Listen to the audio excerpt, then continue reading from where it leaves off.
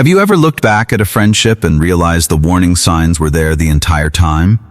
The strange comments, the one-sided conversations, the way they disappeared when you needed them, yet you felt completely convinced they cared. Here is the unsettling part. Some people can spend years surrounded by fake friendships without sensing anything is wrong. It is not always because they are naive. Sometimes their own psychology makes the friendship feel real, and the reason why may be hiding in something much deeper than trust. Imagine someone who always gives people the benefit of the doubt. Their friend cancels again, and they think, they must be busy. Their friend ignores a message, and they think, maybe something happened. Their friend makes a hurtful joke, and they laugh it off. Every individual moment has an innocent explanation. But what happens when hundreds of innocent explanations quietly become a pattern? That is where the real problem begins. The first reason some people struggle to sense fake friendships is that they judge relationships by intention instead of behavior. They think, they probably did not mean it that way.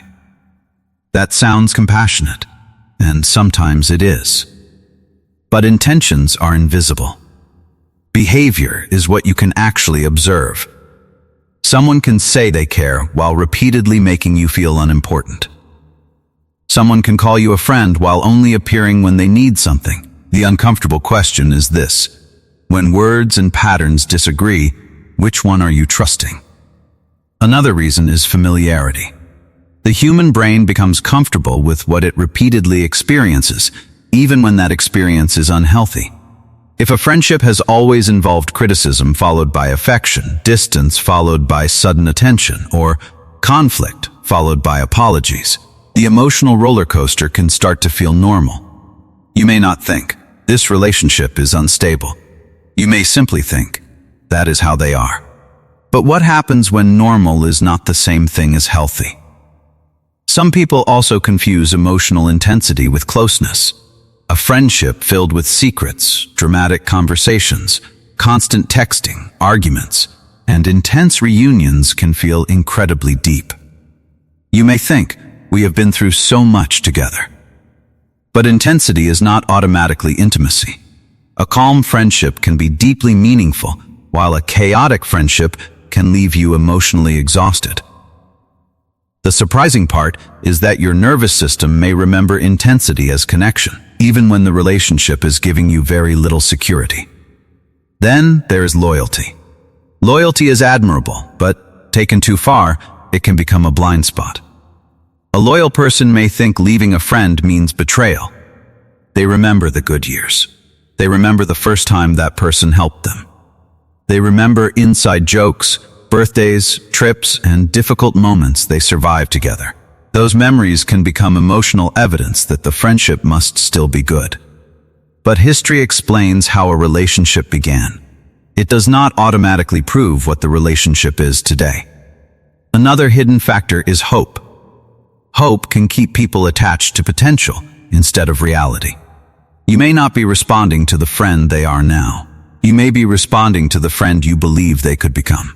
You remember their good side, and tell yourself that if they become less stressed, more mature, more honest, or more available, everything will change. But what if the friendship is asking you to wait for a version of someone who has no intention of showing up? Some people also have a strong need to avoid conflict. They notice the uncomfortable signs, but they immediately explain them away because confronting the issue feels worse. Maybe they hate disappointing people. Maybe they fear being called dramatic. Maybe they grew used to keeping peace. So instead of asking, why does this friendship keep hurting?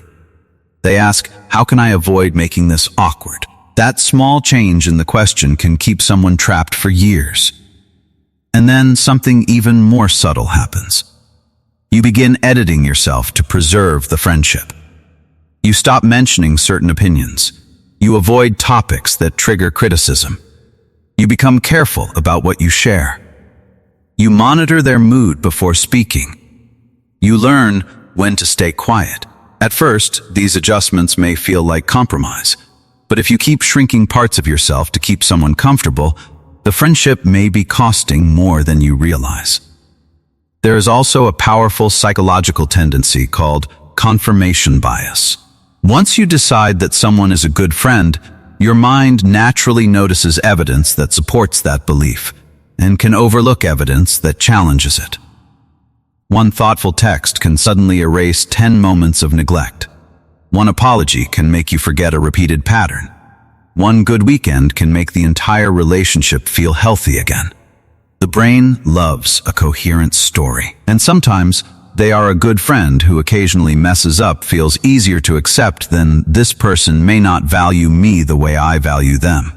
But fake friendships are rarely fake in every moment. That is what makes them difficult to recognize. A person can genuinely enjoy your company and still use you. They can care about you and still be selfish. They can have real memories with you and still fail to respect your boundaries. Relationships are complicated. The goal is not to label someone as completely good or completely bad. The better question is whether the relationship consistently contains mutual respect, effort, honesty, and care. One of the clearest clues is reciprocity. Who initiates? Who checks in? Who remembers? Who listens? Who shows up when there is nothing to gain? If you stopped making the effort, would the friendship continue? That question can feel brutal because it removes excuses. Suddenly, you are not measuring what someone says about the friendship. You are measuring what they actually contribute to it. Another warning sign is how you feel after spending time with them. Not every difficult conversation is toxic, and not every uncomfortable feeling means a friendship is fake. But patterns matter. Do you regularly feel drained, anxious, dismissed, or strangely insecure after seeing them? Do you find yourself replaying conversations later, wondering what you did wrong? Your emotions are not perfect evidence, but they can be useful signals. Sometimes your mind has not fully explained the pattern, but your body has already noticed it. Then there is the difference between being wanted and being needed. A fake friend may contact you constantly when they need advice, connections, favors, or emotional support. But when you need something, they become unavailable. This creates a relationship that looks active but is actually one-directional. You are not being valued for who you are. You are being valued for what you provide. And once you stop providing it, their interest may suddenly disappear. That disappearance can be revealing. Try saying no to something you normally agree to. Set a reasonable boundary. Become less available. Watch what happens. A healthy friend may be disappointed, but they can respect your decision. A person who was attached mainly to your usefulness may become angry, manipulative, or distant. The boundary did not destroy the friendship. It exposed its structure. But there is a trap here too. Once you learn about fake friendships, you might become suspicious of everyone. You may start analyzing every text, every delay, every facial expression. That is not emotional intelligence. That is hypervigilance. Healthy awareness looks for patterns over time. Suspicion looks for evidence everywhere. The goal is not to become someone who trusts nobody. The goal is to become someone who trusts with open eyes. Real friendship usually leaves room for imperfection. Friends will disappoint you sometimes. They will forget things. They will get busy. They will make mistakes. The difference is what happens afterward. Do they take responsibility? Do they repair the damage? Do they care about how their behavior affected you? A healthy relationship is not one where nobody ever hurts you. It is one where both people are willing to repair what goes wrong. This is why the strongest test of a friendship may not be how someone treats you when everything is easy. It may be how they respond when you stop being convenient. When you succeed, do they celebrate you or compete with you? When you need support, do they make space for you or redirect everything back to themselves? When you set a boundary, do they respect it or punish you for having one? Those moments reveal character because they remove the performance. And sometimes, the hardest truth is that you already know. You may not lack awareness. You may simply be negotiating with what you know. Part of you sees the pattern, while another part says, but we have been friends for so long. You are not confused about the behavior. You are conflicted about the consequences of accepting it. Because once you admit a friendship is no longer healthy, you may have to grieve it. That grief can be real. You are not only losing a person, you may be losing an old version of yourself, a shared history, future plans, inside jokes, and the hope that things will return to the way they were. That is why people sometimes stay in unhealthy friendships even after recognizing the problem. Knowing the truth does not automatically make the truth painless. The deeper lesson is that emotional intelligence is not about detecting villains. It is about noticing patterns without abandoning compassion. You can understand why someone behaves badly and still decide that their behavior is not acceptable for your life. You can forgive someone and still keep distance. You can appreciate the good memories and still recognize that the relationship has changed. So if you have ever wondered why you could not sense a fake friendship sooner, do not automatically call yourself foolish. Maybe you were loyal. Maybe you were hopeful. Maybe you saw the best in people. Those qualities are not weaknesses.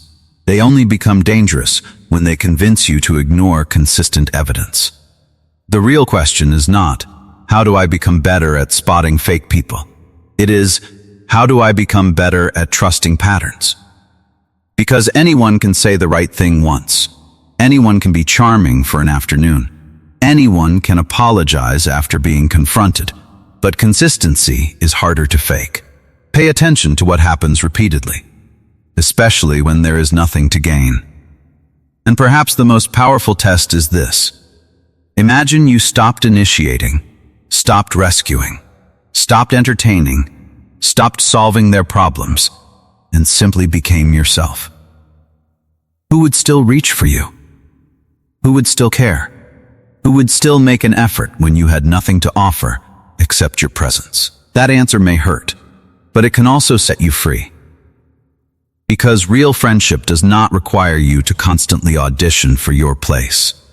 You should not have to earn basic respect through endless favors. You should not have to become smaller to keep someone close, and you should not have to ignore your own instincts just to preserve a relationship that only survives when you carry it. Sometimes the friendship you thought you were losing is actually the version of yourself you are finally outgrowing. And sometimes walking away from a one-sided connection is not loneliness. It is making room for relationships where you do not have to question whether you matter. So here is the deeper question. If you stopped judging your friendships by history, words, and promises, and started judging them by consistent behavior, which relationship would you see differently? Maybe the truth was never invisible. Maybe you were simply hoping it would change. If this made you look at friendship, trust, and human behavior differently, keep questioning the psychology behind the relationships in your life and subscribe for more psychology documentaries.